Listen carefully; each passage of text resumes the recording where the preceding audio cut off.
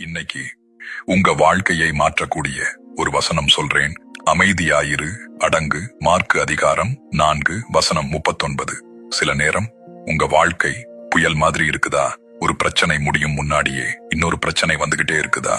எவ்வளவு ஜெபம் பண்ணியும் பதில் கிடைக்கலன்னு தோணுதா? ஆனா இயேசு ஒரே ஒரு வார்த்தை சொன்னாரு, அமைதியாயிரு, அடங்கு.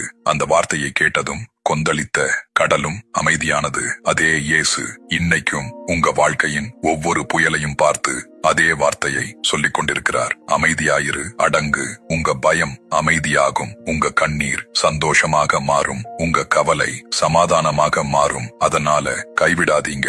இந்த புயல் நிரந்தரமில்லை. இயேசு உங்களோடு இருக்கிறார். அவர் உங்களை பாதுகாத்து வெற்றியின் கரை சேர்ப்பார். இந்த வசனம் உங்கள் மனதை தொட்டிருந்தால், இது யாருக்காவது நம்பிக்கையை கொடுக்கும் என்று நினைத்தால் அவர்களுடன் ஷேர் பண்ணுங்க. கமெண்ட்ல ஆமென் என்று சொல்லுங்க. கர்த்தர் தாமே உங்களை ஆசீர்வதிப்பாராக. ஆமென்.